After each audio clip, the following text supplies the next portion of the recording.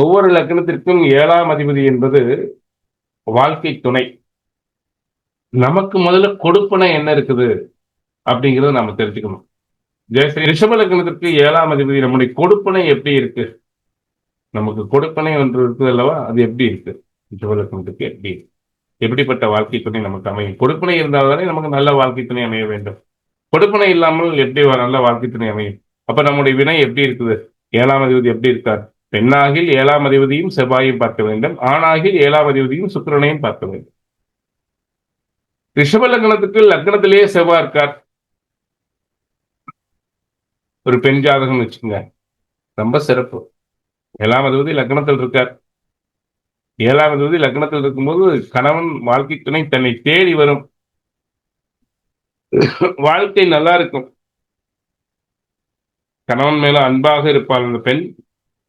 நல்ல கணவன் கிடைப்பான், அன்பான கணவன் கிடைப்பான். நல்ல ஒரு தகப்பன் போல பார்த்துக் கொள்ளக்கூடிய கணவன் கிடைப்பான். நல்ல கணவன் கிடைப்பான். அவருக்காக இந்த பொண் தன்னுடைய வாழ்க்கையை நிறைய நேரம் செலவு செய்வார். அவருக்காகவே வாழ வேண்டிய நிறைய நேரத்தை செலவு செய்வாள். ஏன்? ரிஷபலக்னத்திற்கு 7ஆம் அதிபதி, அவன் 7ஆம் அதிபதியும் 12ஆம் அதிபதியும் கூட, விரையாதிபதியும் கூட. அப்போ அந்த ஆணிற்காக இவருடைய நேரத்தை நிறைய நேரம் செலவு செய்யக்கூடிய அமைப்பு வரும். அது அன்புக்காக செலவு செய்யக்கூடிய அமைப்பு வரும். அது பொன் பொருளா இருக்கலாம், அல்லது நேரமாக இருக்கலாம். நல்ல வாழ்க்கை துணை அமையும். ரிஷபலக்னத்துக்கு செவ்வாய் அடுத்தது எங்க இருக்கலாம் என்றால் 4ஆம் இடத்தில் இருக்கலாம். 4ஆம் இடத்தில் நிஷ்பலன் பெற்றாலும் ஏதோ ஒரு குறை இருக்கும். அதை விட 4ஆம் இடத்தில் சூரியன் வீட்டில் செவ்வாய் தனித்து இருப்பதை விட ஏதோ ஒரு சுபகிரகத்தினுடைய பார்வை பெற்று இருப்பது என்பது, அல்லது சுபகிரகத்தோடு சேர்ந்து இருப்பது என்பது சிறப்பு. 4ஆம் இடத்தில் செவ்வாய் இருப்பது என்பது 7க்குடைய 4 இருக்கணும் என்றால் சொத்து பத்தோட, இதே ஆண் ஜாதகம் எனில் சொத்து பத்தோட, லக்னத்துல செவ்வாய் இருக்குன்னு வச்சுக்கோங்க. ஆணுக்கு சுக்கிரன் நல்லா இருக்கணும். சுக்கிரன் நல்லா இருந்துட்டா நல்ல ஒரு மனைவி, நல்ல வாழ்க்கை துணை கட்டாயம் கிடைக்கும். அதே 4ஆம் இடத்தில் உள்ள பொழுது, 7க்கு அதிபதி 4ல் உள்ள பொழுது சொத்தோட வாழ்க்கை அமையும். அந்த பெண் வந்ததுக்கு அப்புறம் சொத்து சுகம் சேரும். இந்த கணவன் வந்ததுக்கு அப்புறம் பொருளாதாரம் சொத்து சுகம் சேரும். நல்லா இருக்கும். ஆனா ஏதோ ஒரு குறை இருக்கும், சின்ன குறை இருக்கும். 7ஆம் அதிபதி 7ஆம் இடத்திலேயே இருக்காருன்னு வச்சுக்கோங்க. ரிஷபலக்னத்துக்கு சிறப்பு. 7ஆம் இடத்தில் ஆட்சி வரும்பொழுது இது செவ்வாய் தோஷம் சார், பாதிச்சராதா? 7ல செவ்வாய் ஆட்சியே வாழ்க்கை சிறப்பா இருக்குமா அப்படின்னு கேட்கலாம். செவ்வாய் மங்களகாரகன். அந்த செவ்வாயை ஏதோ ஒரு சுபகிரகம் பார்ப்பது இன்னும் சிறப்பு. அப்படி சுபகிரகம் இதே குரு பார்க்க கூடாது. குரு பார்த்தா 8ஆம் சின்ன சின்ன அவமானங்கள் கொடுக்கும். சுக்கிரன் சேரலாம் பார்க்கலாம். சுக்கிரன் சேரலாம் பார்க்கலாம். அதுபோல வளர்வரை சந்திரன் சேரலாம் பார்க்கலாம், தப்பில்லை. இப்போ ரிஷபலக்னத்திற்கு 7ஆம் அதிபதி இங்க இருப்பது என்பது சிறப்பு. அதுபோல ரிஷபலக்னத்திற்கு 7ஆம் அதிபதி 9ஆம் இடத்தில் இருக்கிறார் என்றால் சனி வீட்டில் இருக்கிறார். சனி வீடு சார், அங்க செவ்வாய் இருப்பது தப்பல்லவா அப்படின்னா தப்பில்லை. அவர் உச்சம் பெறுகிறார். இங்கேயும் செவ்வாய் எப்பவுமே, செவ்வாய் பகவானை பொறுத்தவரையில் என்ன கேட்டீங்கன்னா, லக்கணத்துக்கு சுபகிரகம், அது இயற்கை சுபராகவும் இருக்கணும். சந்திரனை பொறுத்தவரையில் இங்கு 2 நிலை உண்டு. தேய்பிரை சந்திரனாக இருந்தால் அவர் மாரகாதிபதியாக செயல்படுவார். பலவிரை சந்திரனாக இருந்தால் மாரகத்தன்மை குறையும். ஸ்திரலக்கணத்திற்கு 3, 8 மாரகஸ்தானம். அப்போ தேய்பிரை சந்திரனாக இருந்தால் அங்கே மாரகத்தன்மை செயல்படும். வளவிரை சந்திரனாக இருந்தால் சிறப்பு, பார்வையில் சுபத்தன்மை கொடுப்பார். சுக்கிரன் சேரலாம், லக்னாவதி சேரலாம், சூரியன் செவ்வாய் கூட சேரலாம், தப்பில்லை. ரிஷபலக்கணத்திற்கு 4ஆம் அதிபதியும் லக்னாதிபதியும் சேரலாம், சாரி 7ஆம் அதிபதியும் சேரலாம். ஆனா இந்த சூரியன் செவ்வாய் சேர்ந்து சுபகிரகம் சுக்கிரனோ அல்லது வளவிரை சந்திரனோ பார்க்கவோ சேரவோ வேண்டும். சேர்ந்தால் சிறப்பு. பார்ப்பது என்பது விசேஷம். சந்திரனை பொறுத்தவரை சுக்கிரன் கூட சேரலாம். அப்ப ரிஷப லக்னத்துக்கு 9ஆம் இடத்தில் செவ்வாய் இருப்பது சார் தனித்து இருக்கு, பரவாயில்ல விடுங்க, கொஞ்சம் வெடுவெடுன்னு இருப்பார். ஆனாலும் பாக்கியஸ்தானத்தில் 7ஆம் அதிபதி இருப்பது என்பது சிறப்பே தான்.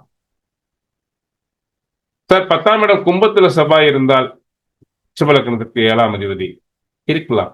10ஆம் இடத்தில் திக்பலன் பெறும் செவ்வாய், 10ஆம் இடத்தில் திக்பலம் பெறும் செவ்வாய் நல்ல வாழ்க்கை துணையை கட்டாயம் கொடுப்பார். அந்த செவ்வாயை சுபர் பார்ப்பது இன்னும் மேலும் சிறப்பு. செவ்வாயை சுபர் பார்க்கலன்னா என்ன ஆகும்? கொஞ்சம் வெடுக்கு வெடுக்குன்னு பேசக்கூடிய இருக்கும். ஆனா அந்த சுக்கிரனை பார்த்தா அடங்கிடுவார். அது பொருத்தத்துல சரி பண்ணிக்கலாம். இப்ப ரிஷப லக்னத்திற்கு செவ்வாயப்பட்டவர் லக்னம் 4, 7, 9, 10, 11ஆம் இடத்தில் இருக்கலாம். 11ஆம் இடத்தில் இருக்கிற செவ்வாய் சிறப்பு. குரு வீட்டுல செவ்வாய் வந்து சாந்தமாயிருவார். மீறி போனா இந்த 9, 10 இருக்கக்கூடிய செவ்வாய் மட்டும்தான் கொஞ்சம் கடுகடுன்னு இருப்பார், சனி வீட்டில் இருக்கிறனால. மற்ற பிரகாரம் ரிஷபலக்கணத்திற்கு இந்த இடங்களில் செவ்வாய் நிற்பது என்பது நல்ல வாழ்க்கை துணையை கொடுக்கும். ஆண் ஜாதகமாக இருக்கில் சுக்கிரன் கிடக்கூடாது, பெண் ஜாதகமாக இருக்கில் இந்த ரூல் மட்டும் போதும், நல்ல வாழ்க்கையை அமைத்துக் கொடுத்தது. ரிஷபலக்கணத்திற்கு 2ஆம் இடத்தில் ஏன் செவ்வாய் இருக்கக்கூடாது என்றால் 7ஆம் பாவகத்திற்கு 8ஆம் பாவகத்தில் மறைந்து பகை பெறுகிறார். அப்போ வாழ்க்கை துணையால் பிரயோஜனம் இருக்காது, சிறப்பு இருக்காது. 3ஆம் இடத்திலே இருக்கக்கூடாது என்றால் 7க்கு 9 இருந்தாலும் லக்கணத்துக்கு 3 மறைவு ஸ்தானத்தில் மறைஞ்சு நீசம் பெற்று போகிறார். சரி, ரிஷபலக்கணத்திற்கு 5ஆம் இடத்தில் செவ்வாய் இருப்பது என்பது சிறப்பில்லை. நான் நிறைய பார்த்துட்டேன். ரிஷபலக்கணத்துக்கு ஒரு பெண் ஜாதகம் 5ஆம் இடத்தில் செவ்வாய் பகை பெற்று நிற்கிறார். இந்த பெண் கணவன் மேல உயிரா இருக்கு. ஆனா அந்த செவ்வாய் 12ஆம் ரிஷபலக்கணத்திற்கு விரயஸ்தானத்திற்கு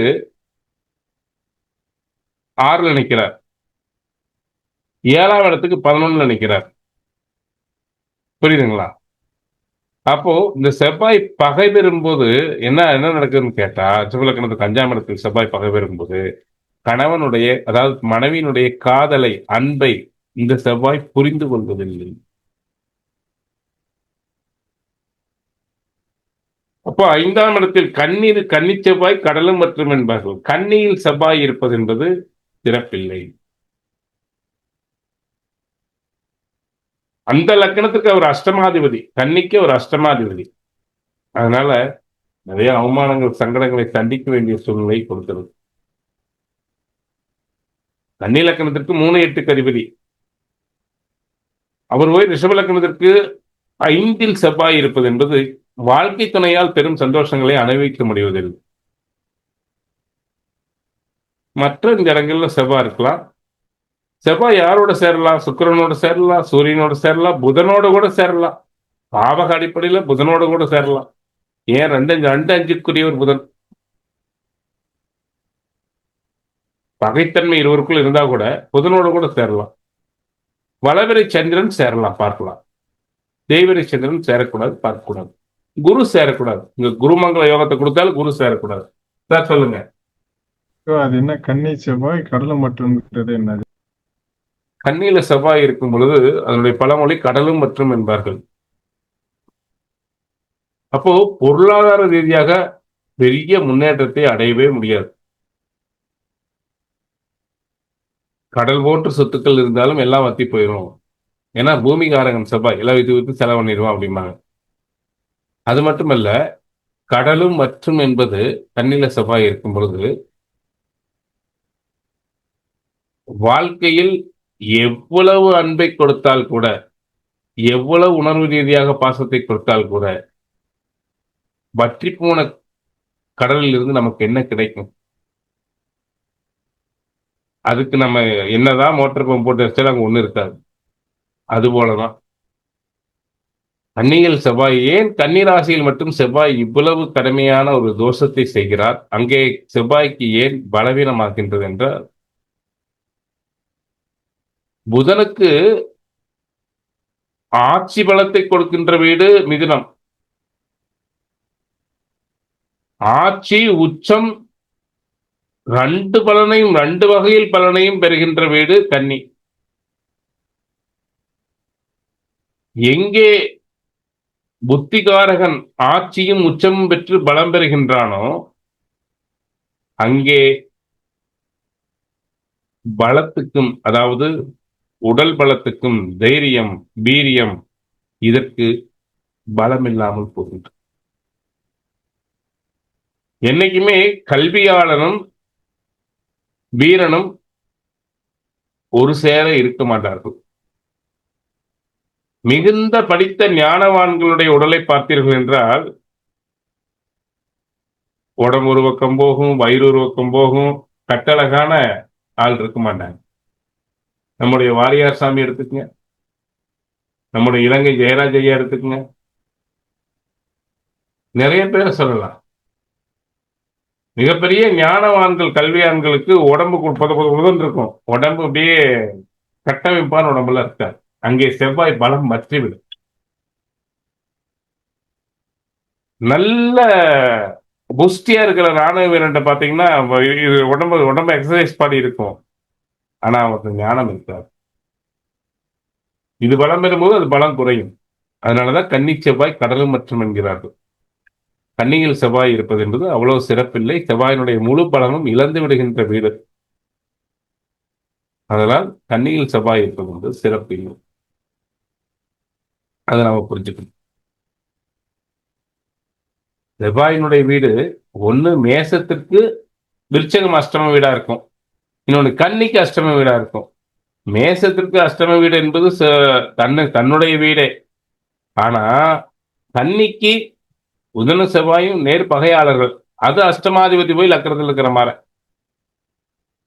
அப்போ கன்னியில செவ்வாய் இருக்கக்கூடாது. 5ஆம் இடத்தில் சார் 7க்கு அதிபதி 5ல் இருந்தால் காதல் வருமே அப்படின்னா காதல் வரும். ஆனா அந்த காதலால ஒருத்தர் பிரயோஜனம் அடைய முடியாது, லக்னாதிபதி பிரயோஜனம் அடைய முடியாது. 7ஆம் இடத்து செவ்வாய் இந்த பொண்ணுதான் உருகி உருகி காதலிக்கணும், அங்கிருந்து ரிப்ளை என்னங்கிறது கிடைக்காது. ஆனா நல்லா பாத்துக்குவான். 5ஆம் இடத்தில் செவ்வாய் இருந்தால் ஒரு பெண்ணுக்கு, ரிஷபலக்ன பெண்ணுக்கு 5ஆம் இடத்தில் செவ்வாய் இருந்தால் கணவனை நல்லா பாத்துக்குவா. ஆனா அந்த பெண் அனுபவித்த சந்தோஷம் என்னவென்றால் எதுவும் இருக்காது. ஆண் ஜாதகத்தில் சுக்கிரன் நல்லா இருந்தா தப்பு இல்லை, சுக்கிரன் கெட்டு போயிட்டு அங்கேயே அப்படித்தான். சுக்கிரன் நல்லா இருந்தா ஏதோ ஓரளவு கிடைக்கும். அப்ப பொதுவா ரிஷபலக்னத்துக்கு செவ்வாய் எங்க இருக்கணும்னா 1, 4, 7, 9, 10, 11 இந்த இடத்துல தான் செவ்வாய் இருக்கணும். இந்த இடத்துல தவிர செவ்வாய் இருந்தால் திருமண வாழ்க்கையில் சுபிச்சம் குறைவு. ரிஷபலக்னத்திற்கு செவ்வாய் சனி சேரக்கூடாது. யாருக்குமே செவ்வாய் சனி சேரக்கூடாது. பெண்ணுக்கு, அது பெண் ஜாதகத்துல செவ்வாய் சனி சேர்ந்தா வாழ்க்கை அவுட்டு. செவ்வாய் குரு சேரக்கூடாது ரிஷபலக்னத்துக்கு. ஏன்னா அஷ்டமா சார் சுபத்தன்மை பெற்றதே குரு சேர்றதுனால அப்படின்னா உண்மைதான், சுபத்தன்மை கிடைக்கும் செவ்வாய்க்கு.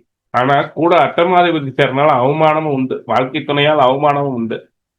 செவ்வாய் தேய்வரி சந்திரன் சேரக்கூடாது. செவ்வாய் ராகு செவ்வாய் கேது சேரக்கூடாது ரிஷபலக்னத்துக்கு. செவ்வாய் ராகு செவ்வாய் கேது சேர்க்கை சிறப்பில்லை.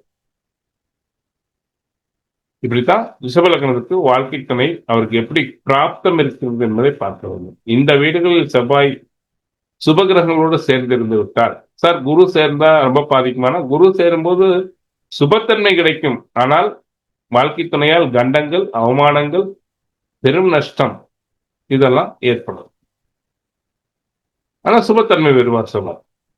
காரகத்துவத்திலே சுபத்தன்மை வருவார். அது எப்படி சார் எனக்கு குழப்புதே அப்படின்னு 100 சார் இப்போ உள்ளுக்குள்ள குழப்பிக்கிறார். இப்படின்னு சொல்றீங்க, அப்படின்னு சொல்றீங்க, இதுதான் உண்மை. உதாரணத்துக்கு ஒரு விஷயம் சொல்லுது. ரிஷபலக்னத்திற்கு அஷ்டமாதிபதி என்பது சுகர் பேஷண்ட் அப்படின்னு எடுத்துக்கங்க. சுகர் பேஷண்ட்டுக்கு சக்கரை எதிரி, சாப்பிட்டா பாதிக்கும், சாப்பிட்டா அட்மிட் ஆக வேண்டியதாயிரும். சுகர் ஏறி போய் அட்மிட் ஆக வேண்டியது.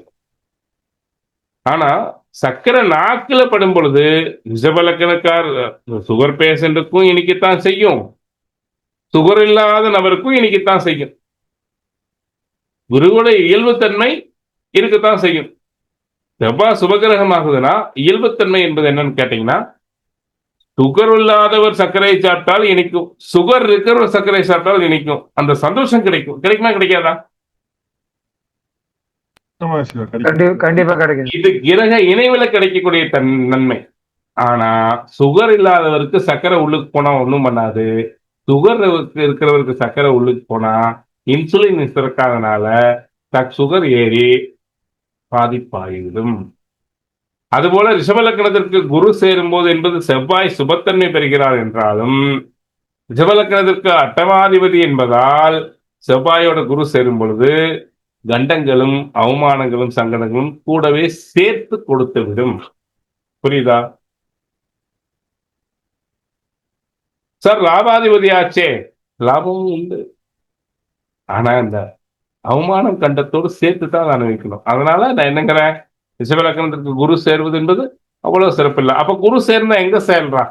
குரு செவ்வாய் எங்க சேரலாம்? குரு செவ்வாய் எங்க சேரலாம் அப்படின்னா, ரெண்டு இடத்துல சேரலாம். ரெண்டு இடத்துல சார், மீனத்தில் கூட மத்தியமம் தான். லக்னத்துல சேரலாம். அது எப்படி சார் லக்னத்துல சேரலாம்? 8க்கு 6, 8க்கு 6 சார். கடகத்துல சேரலாம் இருந்தா. எப்படி கடகத்துக்கு சேரலாம்? 8க்கு 8, 8க்கு 8ல இருந்து குரு உச்சமாகி செவ்வாய் நீசமான செவ்வாய்க்கு பலம் கொடுத்துறார். 11க்கு 5 இருக்கார். அப்ப என்ன செய்வாரு? லாபத்தான் கொடுப்பார்.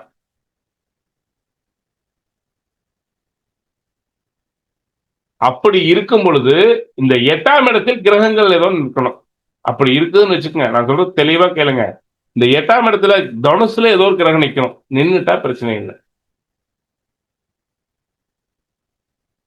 பெருசா பெரிய அவமானம் சங்கடத்தை கொடுக்க மாட்டார். அப்போ இருக்கு, அப்பப்போ சுட்டி காட்டுவார். எப்படி சுட்டி காட்டுவார்? ஒரு உதாரணம் சொல்லிட்டா, இப்போ ஒரு பெரிய ஒரு விசேஷ நிகழ்ச்சி செய்யறாங்க, சிறப்பா பண்றார் அந்த கணவர் அல்லது அந்த மனைவி, எல்லாரும் பாராட்டக்கூடிய அளவுக்கு செய்யறாங்க. இவரு ரொம்ப சந்தோஷமா வாழ்க்கை துணையா இருப்பார், செய்யறதுக்கு எல்லாம் இருப்பார். கடைசியில எல்லாம் முடிச்சுட்டு அந்த சந்தோஷம் வரையில, எங்க அப்பா இல்லாட்டி நீ செஞ்சு கிழிச்சிருவிய, எங்க அப்பா என்ன செஞ்சாரு, அவர் இல்லாட்டி நீ செஞ்சு கிழிச்சிருவிய, அது பெருசாக்கு செஞ்சது, ரொம்ப பீத்திக்கிறார் அப்படின்னு ஒரு வார்த்தை போட்டுருவாங்க. போச்சா? எல்லா சந்தோஷத்துக்கும் கூட இருந்த ஒத்துழைப்பு கொடுத்துட்டு கடைசியில சந்தோஷப்படுற நேரத்துக்கு ஒரு சந்தோஷப்படியாத முடியாத அளவுக்கு ஒரு ஒரு வார்த்தை சொல்லிட்டா போச்சா? அதுபோல இந்த ரிஷபலக்கணத்திற்கு குருவோடு செவ்வாய் தொடர்பு கொள்ளும் பொழுது நம்ப முடியறதில்லை.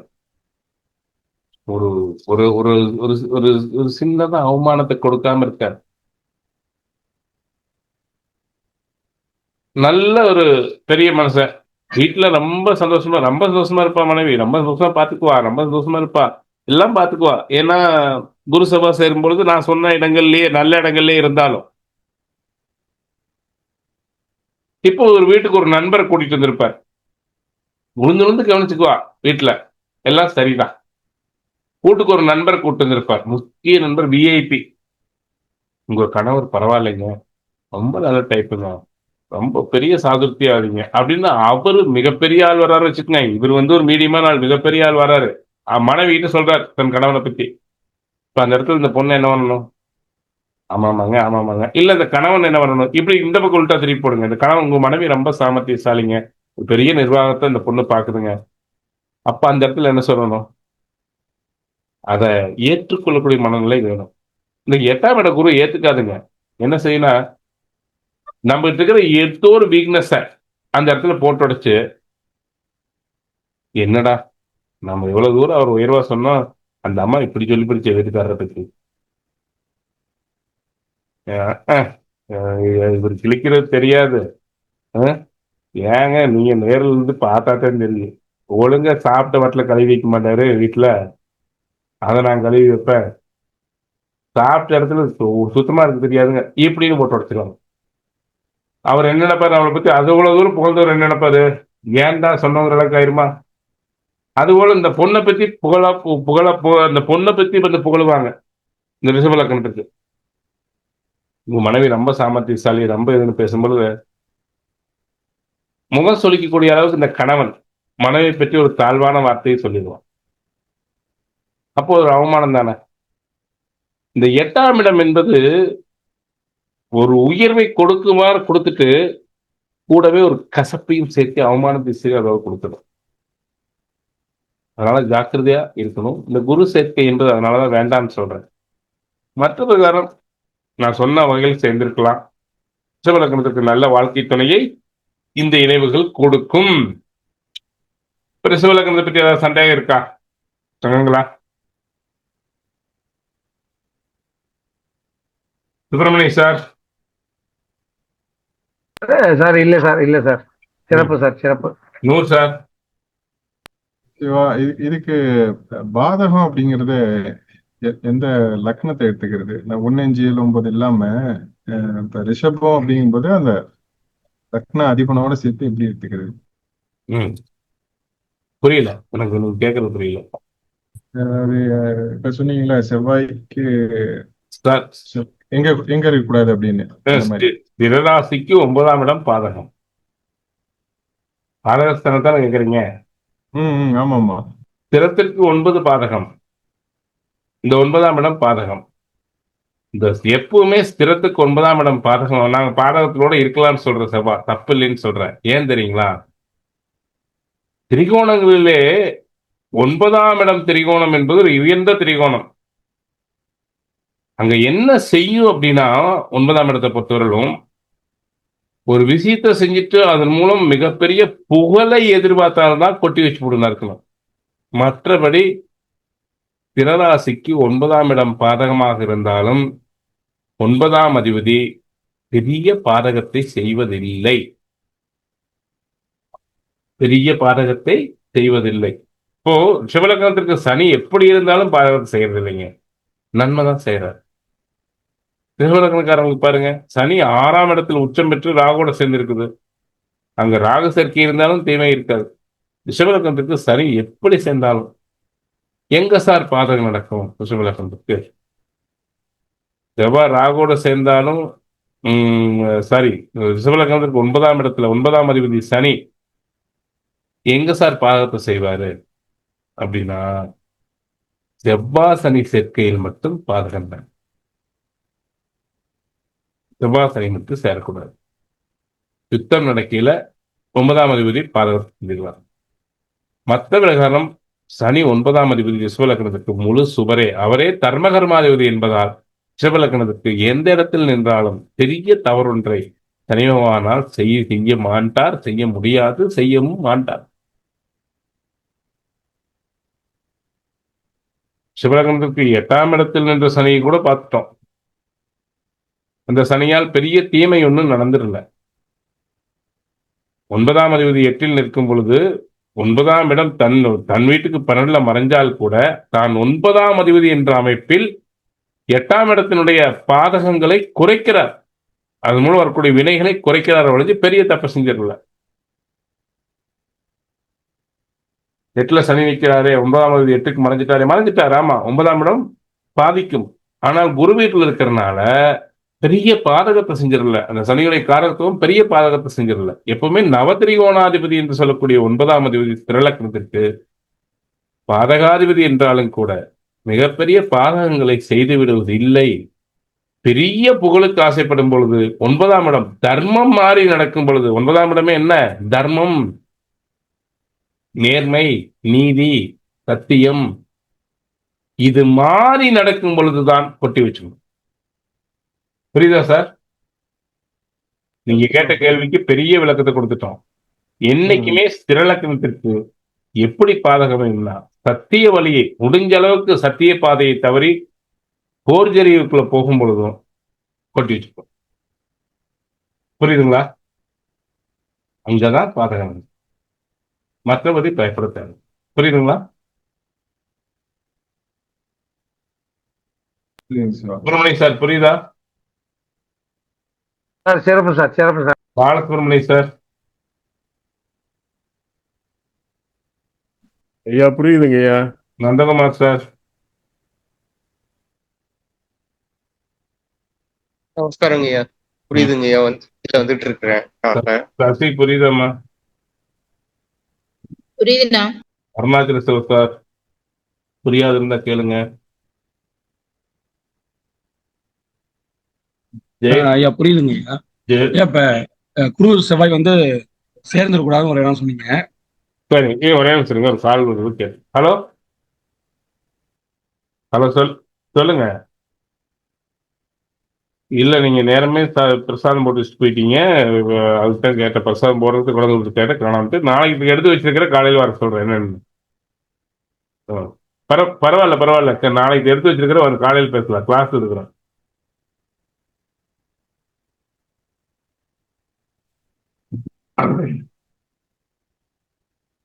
சொல்லுங்க சார்.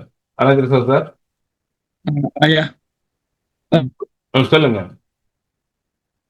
ஐயா, குரு செவ்வாய் வந்து சேரக்கூடாதுன்னு சொன்னீங்க. இப்ப குரு பார்வையில இருக்காருன்னா அது அது வந்து நல்ல செயலப்படுமா? குரு பார்வையும் என்ன கேட்டீங்கன்னா அந்த அஷ்டமாதிபதி ஒரு அவமானத்தை, ஏதோ ஒரு அவமான சங்கடத்தை கொடுக்குது சார். அதாவது நன்மை இருக்குது, நன்மையோடு சேர்த்து ஒரு, அதாவது எப்படி இருக்குன்னு கேட்டீங்கன்னா, மாப்பிள்ளை இவருதான் சார், மாப்பிள்ளை இவருதான், போட்டிருக்கிற ட்ரெஸ் என்னோடது அப்படின்னு சொல்லி கொடுக்குது சார். மாப்பிள்ளை இவருதான், அழகா இருக்காரு, இவருதான் மாப்பிள்ளை, இவருக்கு தான் பொண்ணு பார்க்கணும், ஆனா போட்டிருக்கிற ட்ரெஸ் என்னோடது, அதனாலதான் அழகா இருக்காரு. இப்படிதான் சார் இந்த காமெடியை வச்சுக்கோங்க. அந்த இடத்துல ஹீரோயிசம் போயிருதா? போகுதா இல்லையா? சார் போகுதா இல்லையா? அந்த தனித்துவம் போயிருது இல்ல. எல்லாம் இவருதான், எங்க குருநாதர் இவருதான். ஆனா நாங்க இல்லைன்னா எங்க குருநாதர் அவ்வளவுதான். புரியுதுங்களா? எல்லாத்தையும் கவுத்துட்டுரும், கொடுக்குற மாதிரி கொடுத்து கவுத்துட்டுரும் குரு பார்வை. அருணாச்சல சார் புரியுதா? அருணாச்சல சார் புரியுதுங்க ஐயா, புரியுதுங்க ஐயா. அது நன்மைதான். குரு சேரும்போது சுபத்தன்மை தான் பெறுது. ஆனா அந்த எட்டாம் இடம் கொஞ்சம் வேலை செஞ்சதுன்னா கூட அந்த கசப்பையும் சேர்த்து கொடுத்துருது. அதனாலதான் நான் அந்த குரு செவ்வாய் சேர்க்கையை நான் அங்கீகரிக்கல. சரி ஜெயஸ்ரீ மேம் புரியுதுங்களா?